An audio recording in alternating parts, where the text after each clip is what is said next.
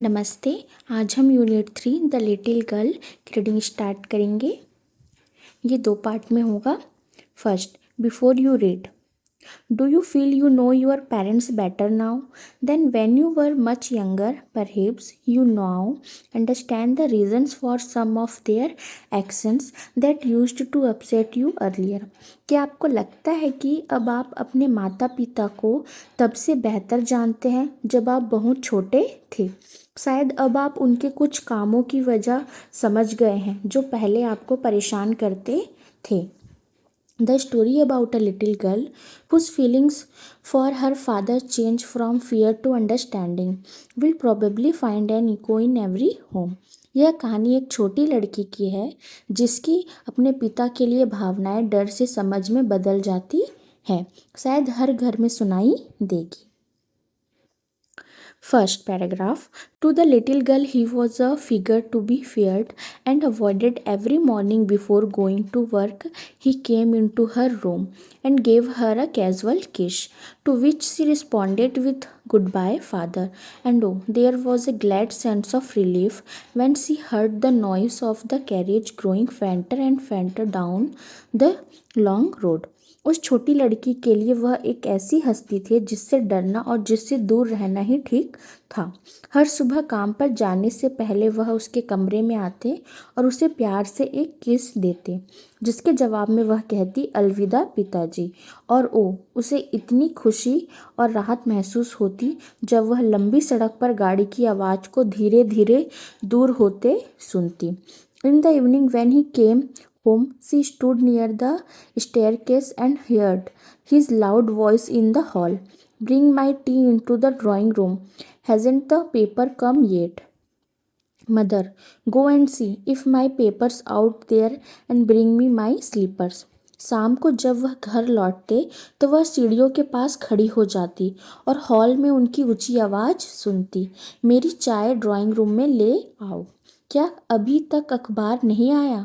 माँ, जाओ और देखो कि क्या मेरा अखबार बाहर रखा है और मेरे स्लीपर ले आओ। Second, Kezia, mother would call to her, if you are a good girl, you can come down and take off father's boots. Slowly the girl would slip down the stairs more slowly, still across the hall and push open the drawing room door. Kezia माँ उसे आवाज़ देती, अगर तुम अच्छी लड़की बनोगी तो तुम नीचे आकर पिताजी के जूते उतार सकती हो। धीरे धीरे वह लड़की सीढ़ियों से नीचे उतरती और भी धीरे धीरे हॉल पार करती और ड्राइंग रूम का दरवाज़ा खोलती। By that time he had his spectacles on and looked at her over them in a way that was terrifying to the little girl. तब तक उन्होंने अपना चश्मा पहन लिया होता और वह चश्मे के ऊपर से उसे इस तरह देखते कि उस छोटी लड़की को बहुत डर लगता। Well, Kezia, hurry up and pull off these boots and take them outside. Have you been a good girl today? अच्छा केजिया, जल्दी करो और ये जूते उतार कर बाहर ले जाओ। क्या आज तुम अच्छी लड़की बनकर रही हो? आई डोंट नो फादर, मुझे नहीं पता पिताजी। You don't know? If you stutter like that mother will have to take you to the doctor. तुम्हें पता नहीं है? अगर तुम ऐसे ही हकलाती रहोगी तो माँ को तुम्हें डॉक्टर के पास ले जाना पड़ेगा। Third, she never stuttered with other people, had quite given it up, but only with father, because then she was trying so hard to say the words properly. वह दूसरे लोगों के सामने कभी नहीं हकलाती थी, उसने यह आदत पूरी तरह छोड़ दी थी, लेकिन सिर्फ पिताजी के सामने ही हकलाती थी क्योंकि उस समय वह शब्दों को ठीक से बोलने की बहुत ज़्यादा कोशिश कर रही होती थी। What's the matter?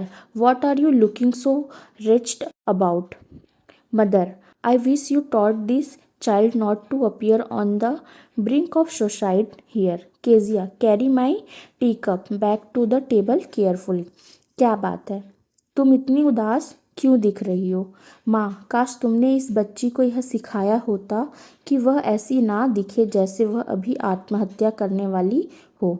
Low Kezia, मेरी चाय का कप सावधानी से वापस मेज पर रख दो।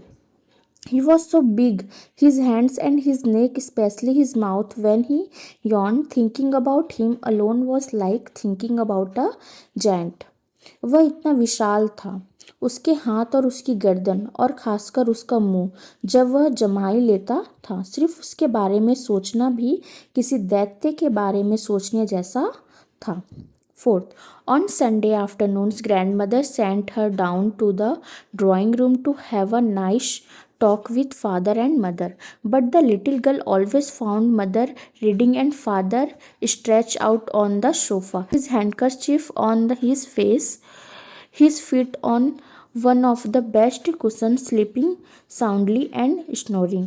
रविवार की दोपहर को दादी उसे ड्राइंग रूम में नीचे भेज देती थी ताकि वह पिताजी और माँ के साथ अच्छी अच्छी बातें कर सके, लेकिन उस छोटी बच्ची को हमेशा माँ पढ़ते हुए और पिताजी सोफे पर लेटे हुए मिलते थे. उनके चेहरे पर उनका रुमाल होता था, उनके पैर सबसे अच्छे कुशन में से एक पर रखे होते थे और वे गहरी नींद में खर्राटे ले रहे होते थे. The little girl always found mother reading and father stretch out on the sofa. छोटी लड़की हमेशा माँ को पढ़ते हुए और पिताजी को सोफे पर लेटे हुए पाती थी. She sat on a stool gravely, watched him until he woke and stretched and asked the time, then looked at her. वह एक स्टूल पर बैठ गई और उसे तब तक गंभीरता से देखती रही जब तक वह जागकर अंगड़ाई नहीं ले लेता और समय पूछकर उसकी तरफ नहीं देख लेता. Don't stare so Kezia, you look like a little brown owl. ऐसे घूरो मत केजिया, तुम एक छोटे भूरे उल्लू जैसी लग रही हो. One day when she was kept indoors with a cold, her grandmother told her that father's birthday was next week and suggested she should make him a pin cushion for a gift out of a beautiful piece of yellow silk.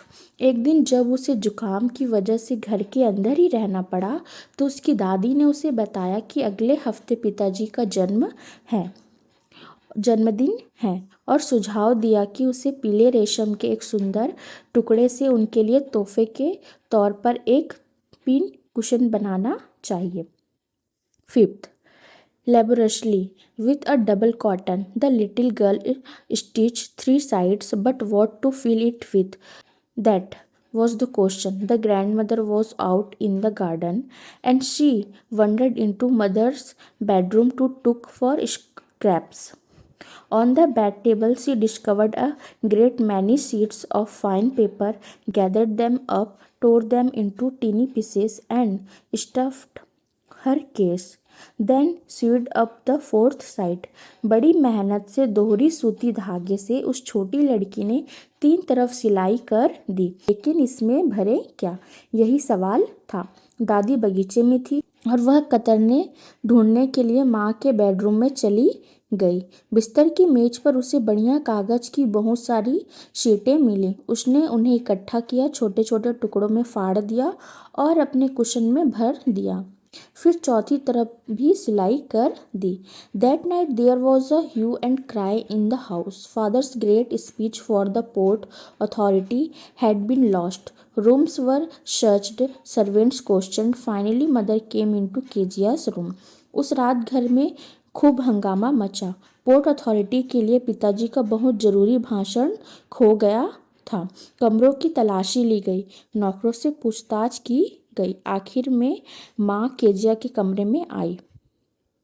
Kezia, I suppose you didn't see some papers on a table in our room. Kezia, मुझे लगता है कि तुमने हमारे कमरे की मेज पर रखे कुछ कागज नहीं देखे होंगे. Oh yes, she said, I tore them up for my surprise. ओ हाँ, उसने कहा, मैंने अपने सरप्राइज के लिए फाड़ दिया था. What, screamed mother, come straight down to the dining room this instant. क्या, माँ जोर से चीखी, अभी इसी वक्त सीधे डाइनिंग रूम में नीचे आओ. ओके.